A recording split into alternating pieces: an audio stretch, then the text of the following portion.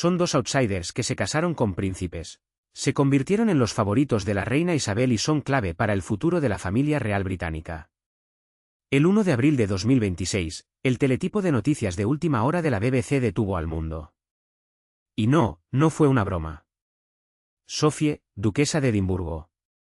En realidad no es cierto, pero es bastante divertido observar las reacciones de la gente. Entonces, si estás entre una multitud, debes ser consciente de que todos estás mirando para ver cuál es la reacción. La gente de los coches de atrás se lo pasa genial. Descartado durante mucho tiempo como el miembro real tranquilo y firme que nunca causaba problemas. Simplemente había hablado, claramente, sin disculparse. Y sus palabras derrumbaron 7 años de silencio real cuidadosamente mantenido. Nunca me he encontrado con nadie en la familia real que se haya comportado tan inapropiadamente como Meghan Markle. En cuestión de minutos, el palacio emitió una rara aclaración. Las opiniones de Sophie reflejan los estándares de conducta de larga data necesarios para proteger la integridad de la institución. Fue lo más cerca que alguna vez estuvo el palacio de respaldar públicamente la afirmación de que el comportamiento de Meghan había cruzado una línea irreversible. ¿Qué reveló exactamente Sophie? ¿Esto fue coordinado desde arriba? ¿O una mujer que finalmente llega a su límite? Esta es la historia que la familia real ha ocultado durante años. Hoy sale.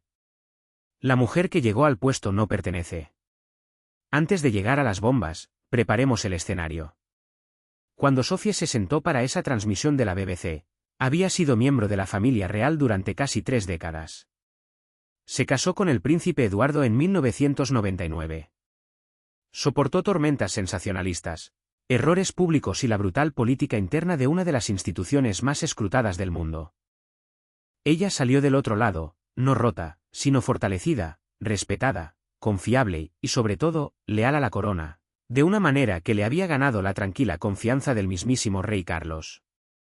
Pero lo que hace que la posición de Sophie sea excepcionalmente creíble es algo que a menudo se pasa por alto. Ella también vino de afuera. Ella no nació en la realeza. Se casó con ella, navegó por sus demandas y eligió, día tras día, año tras año, dejar que la institución la moldeara y no al revés. Cuando habla de las expectativas puestas en quienes ingresan a esta familia, no está recitando un libro de reglas. Ella está describiendo una vida que realmente ha vivido, así que cuando Sophie habla, el palacio escucha. Y cuando el palacio permite que Sophie hable en público, significa que el silencio se ha vuelto intolerable. Y este silencio particular se había ido acumulando desde finales de 2017. El testimonio de Sophie el 1 de abril no comenzó con ira. Comenzó con una observación, una que ella dice que compartió con su esposo Edward casi inmediatamente después de que Meghan llegara a la escena. Algo no está bien aquí, recordó Sophie que le había dicho.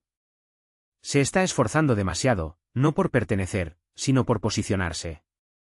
Ella no estaba mirando el papel que le habían asignado. Estaba mirando el trono a su lado. Lee eso de nuevo. El trono junto a ella. Sophie no hablaba de engaño ni de ingenuidad. Estaba describiendo algo mucho más calculado.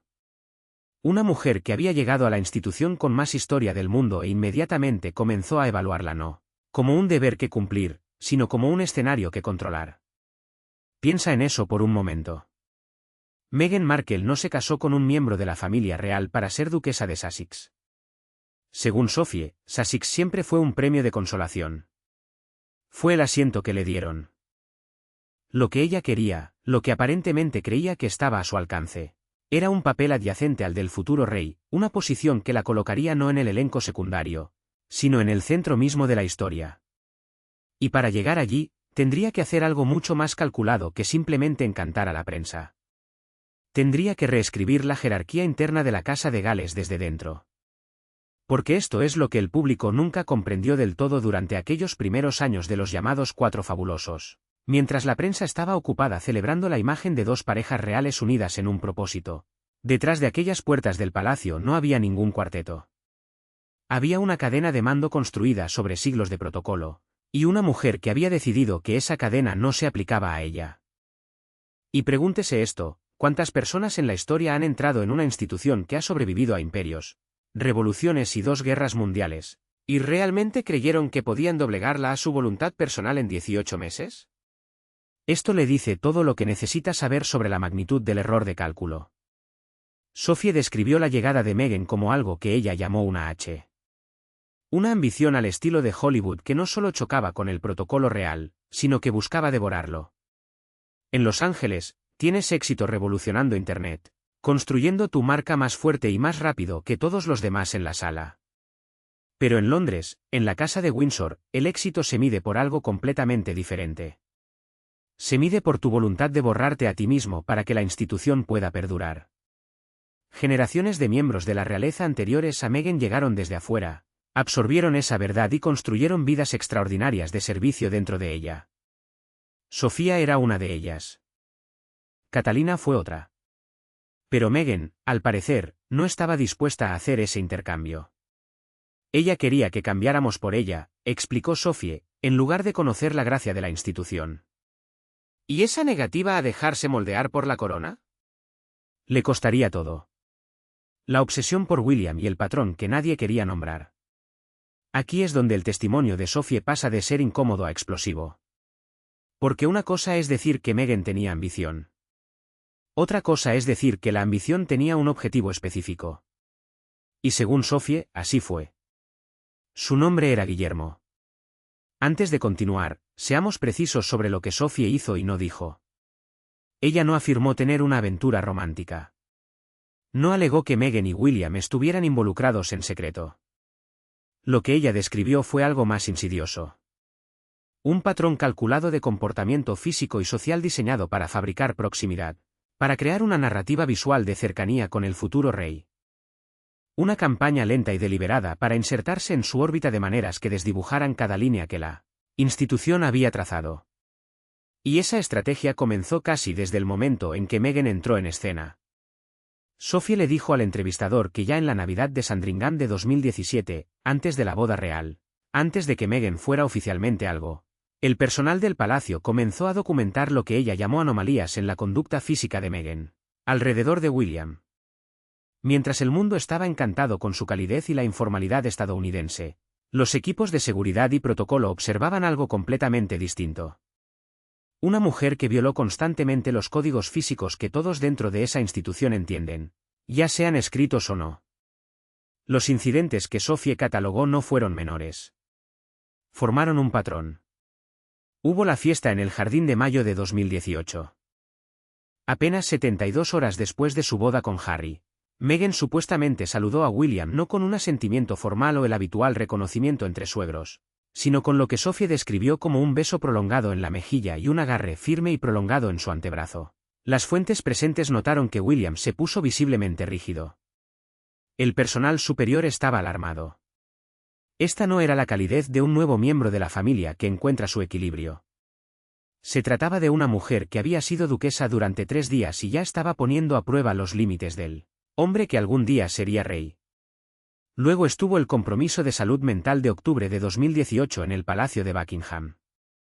Las cámaras captaron a Meghan colocando su mano sobre la espalda de William, un gesto de guía, de propiedad, típicamente reservado para un cónyuge o un padre. William cambió de posición inmediatamente. Sophie lo describió como un rechazo silencioso a una violación de límites que nunca debería haber ocurrido en primer lugar. Y estaba el partido de polo de 2019. Detrás de escena, Sophie describió a Meghan introduciéndose repetidamente en el espacio personal de William, evitando a Harry para dirigirse directamente al futuro rey. No como una cuñada que buscaba una conexión, sino con lo que Sophie llamaba intimidad teatral, diseñada para ser vista, diseñada para sugerir una cercanía que era totalmente inventada. No se trataba solo de un abrazo, aclaró Sophie. Se trataba de lo que ese abrazo señalaba. Fue un intento de transmitir un nivel de intimidad que no existía, y lo que es más importante, un nivel de intimidad que William no quería. Y aquí está la parte que te provoca un escalofrío. Sophie dice que no cree que esto haya sido accidental. No cree que haya sido un malentendido cultural, la famosa defensa de la informalidad estadounidense en la que se han apoyado los defensores de Meghan durante años. Sophie cree que esto fue un arma. Un intento deliberado y sostenido de perturbar la Casa de Gales insertándose en una proximidad visual y social con su futuro rey. Hubo momentos, admitió Sophie en voz baja, en los que sentía como si no estuviera buscando la aprobación de Harry. Estaba buscando la atención de William. No parecía querer el título de Sussex tanto como quería ser la otra. Su mujer en la narrativa de Gales, la que podría romper la reserva de William. Deje que eso se asimile. Y si cree que el palacio estaba reaccionando exageradamente, si cree que todo esto es un giro retrospectivo, considere lo que sucedió en el foro de la Fundación Real en enero de 2019.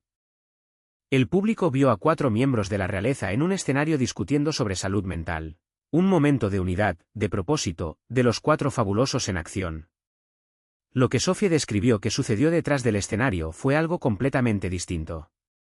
Según la duquesa, Meghan supuestamente se negó a seguir los arreglos de asientos acordados previamente, arreglos que habían sido informados y confirmados de antemano. Insistió en una posición que la colocara directamente al lado de William en lugar de seguir la pareja tradicional. Luego supuestamente pasó por alto las notas informativas y habló por encima de Catherine durante el evento en sí, asegurándose de que su voz fuera la conclusión dominante de los medios. La tensión después del evento fue tan severa que Catherine se quedó llorando. No fue solo un desacuerdo sobre un discurso, dijo Sophie. Fue una declaración de guerra a la jerarquía. Meghan creía que su estatus de celebridad le otorgaba un asiento igual en la mesa que el futuro rey y la reina. Se negó a aceptar que en esta familia el deber lo dicta el nacimiento y el servicio, no los seguidores de Instagram. El archivo interno. Lo que realmente registró el palacio. Por primera vez en la historia de este drama real en curso, un miembro de alto rango de la familia confirmó la existencia de la revisión interna de recursos humanos, iniciada en marzo de 2021.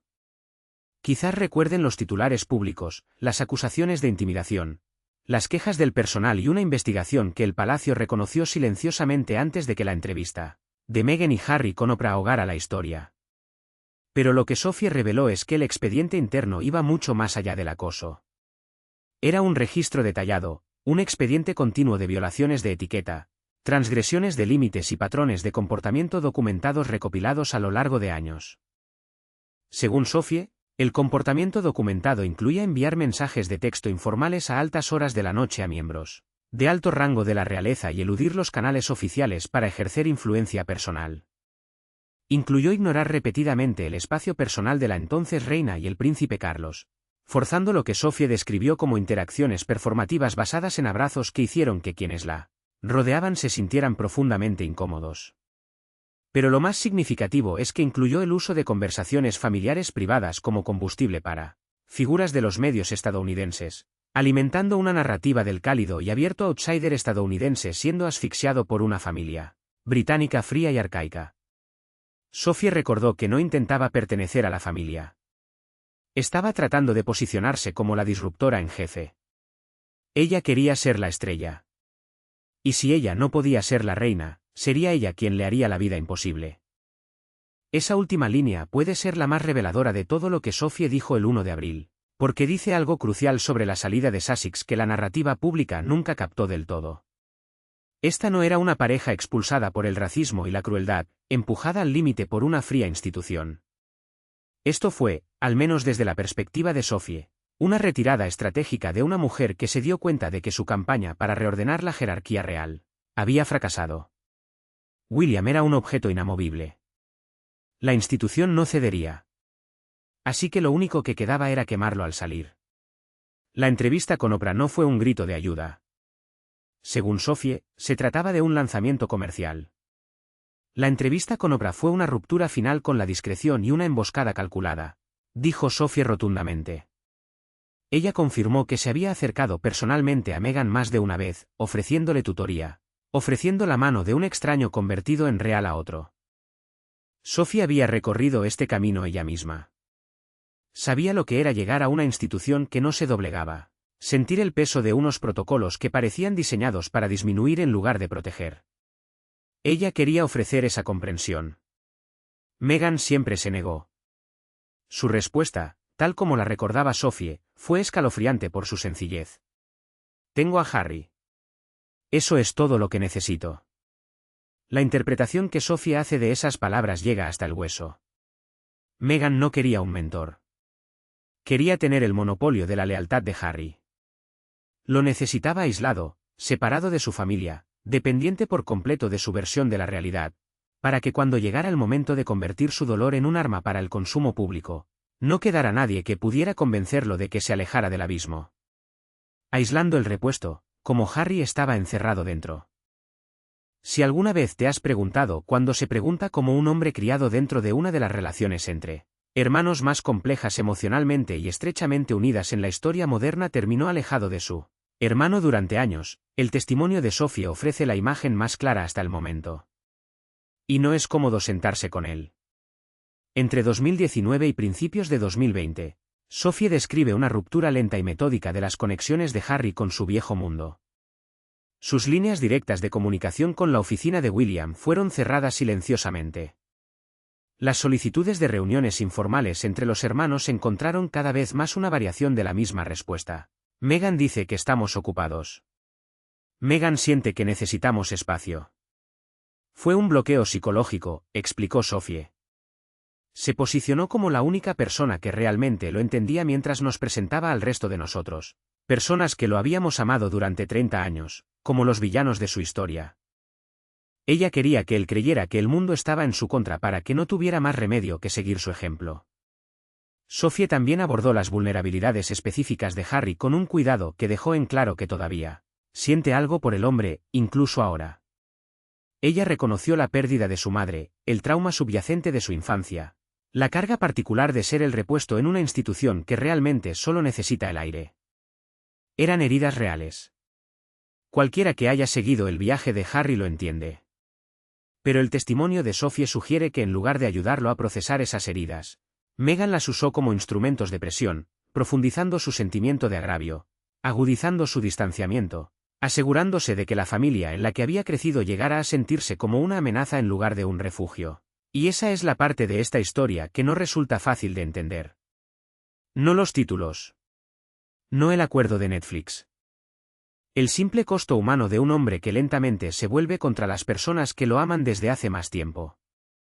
El bautizo de Archie en julio de 2019 sirvió, según cuenta Sophie, como una prueba de poder. No solo el deseo de privacidad de una nueva madre, sino una afirmación deliberada de control. Según los informes, Meghan vetó a los fotógrafos propuestos. Se negó a nombrar públicamente a los padrinos de Archie y protegió todo el evento de los protocolos de transparencia que habían regido los nacimientos reales durante generaciones. No se trataba solo de privacidad, insistió Sophie. Fue una señal para la reina de que las reglas de la corona terminaban en la puerta principal de Meghan. Y cuando el palacio, obligado por siglos de derecho constitucional, se negó a conceder a la familia de los Sussex el mismo presupuesto de seguridad y la misma plataforma global que el futuro rey y la reina, nació la narrativa del victimismo. Cada negativa se convirtió en evidencia de racismo. Cada protocolo se convirtió en un arma de opresión. Cada límite se convirtió en prueba de la crueldad de la institución. Tomó un desacuerdo familiar y lo rebautizó como una violación de los derechos humanos, observó Sophie sacudiendo la cabeza con cansancio. Los títulos, los niños y las preguntas que no desaparecerán. Para 2026, la saga de Sussex había entrado en su fase más compleja desde el punto de vista legal y constitucional, y la transmisión de Sophie del 1 de abril no rehuyó eso. El estado de los títulos reales de Archie y Lilibet había sido objeto de debate en el palacio desde la muerte de la reina Isabel II en septiembre de 2022. Los Sussex comenzaron a usar los títulos de príncipe y princesa públicamente a principios de 2023. Pero Sophie reveló que, a puerta cerrada, el reconocimiento del palacio nunca fue automático y que la vacilación no tenía nada que ver con la herencia de los niños. Se trata de lo que representan esos títulos, afirmó Sophie. Son marcadores de linaje, confianza y transparencia.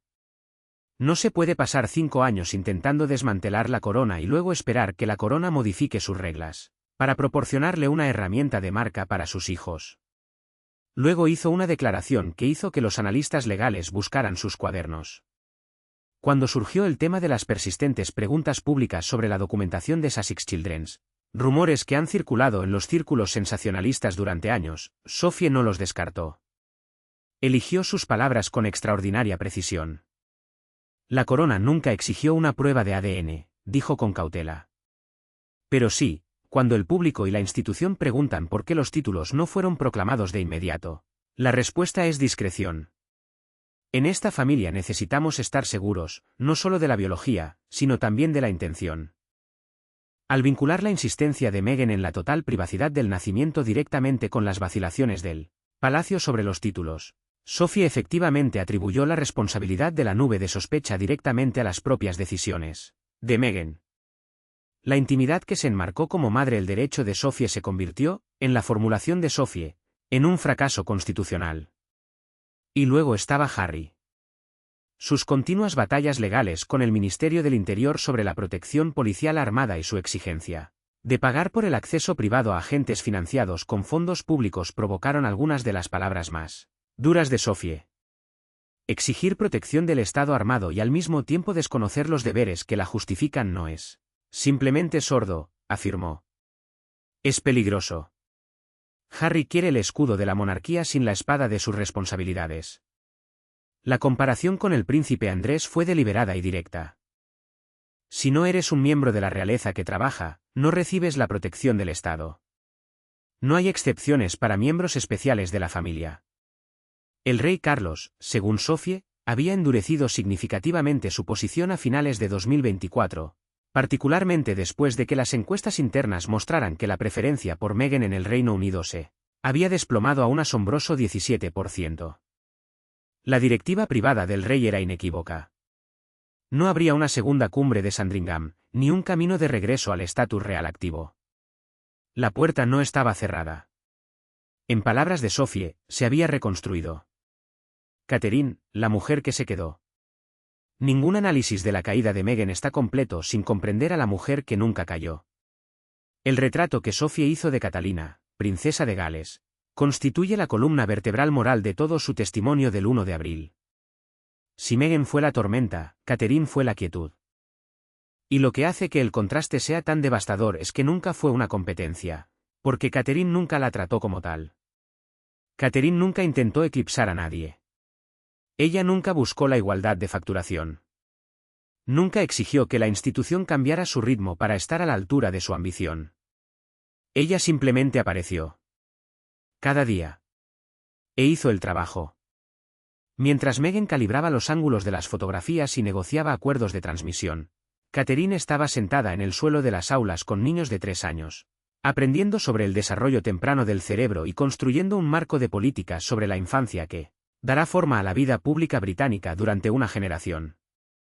Catherine entendió desde el primer día que la corona es un maratón, no una carrera de velocidad, explicó Sophie. Su voz se suavizó notablemente cuando hablaba de la princesa de Gales. Ella entendió que la luz no proviene de la persona. Se refleja en la corona. Las cifras que citó Sophie para diciembre de 2025 son extraordinarias por su disparidad. La preferencia de Catherine entre el público británico, 73%. El de William, 69%. El de Meghan, 17%. 3 miembros de la misma familia extensa, que viven en la misma época y navegan por la misma institución. 3 resultados completamente diferentes. Los números no mienten.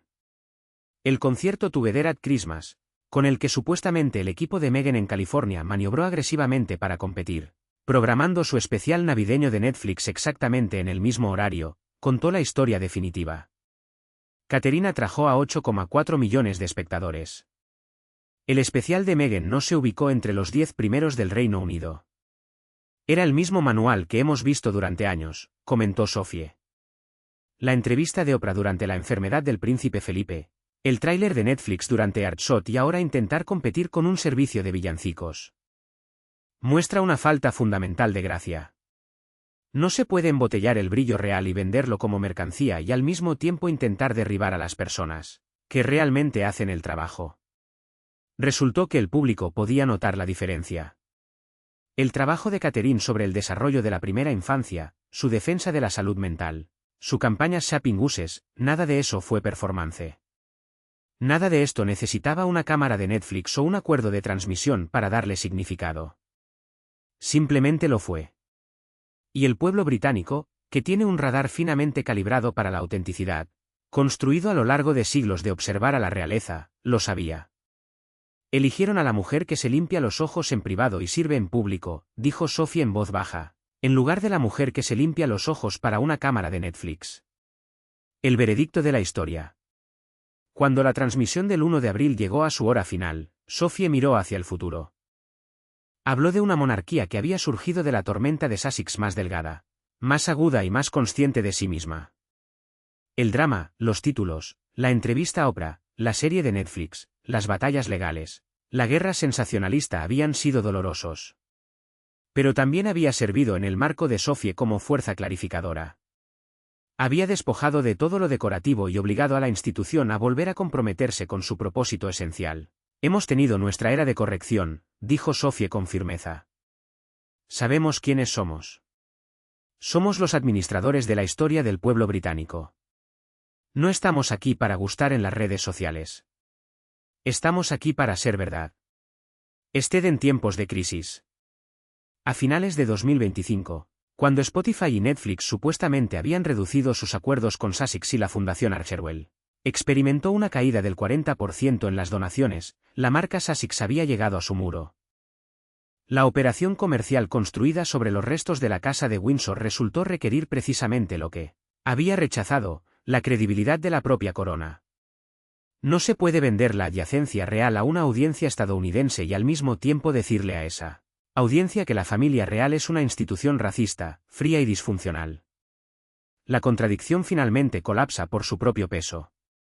No se puede dejar una familia, llamarla tóxica y luego intentar vender una marca de estilo de vida brillante, observó Sophie. El mundo ve hipocresía.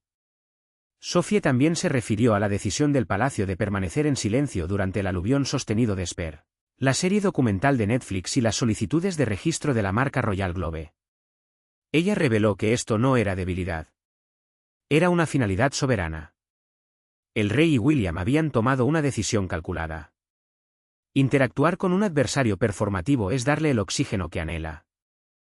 Simplemente siguiendo adelante, centrándose en el concierto juntos en Navidad, los deberes estatales de 2025, la monarquía esbelta y concentrada que ahora toma forma bajo el liderazgo de Guillermo y Catalina.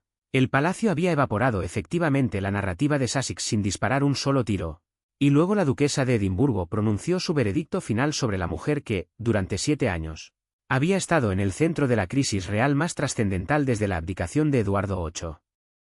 Nos trató como a un escenario, la voz de Sophie se demoró. La tratamos como a un miembro de la familia hasta que demostró que no lo era. No gritado, no amargo, solo final, como solo la verdad puede ser.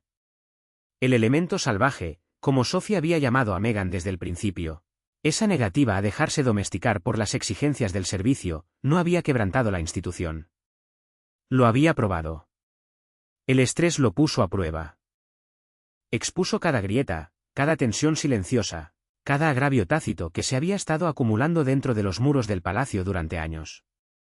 Y cuando el polvo se calmó, cuando las cámaras de Netflix se retiraron y la entrevista de Oprah se desvaneció en el archivo de la historia, lo que quedó fue exactamente lo que siempre había estado allí.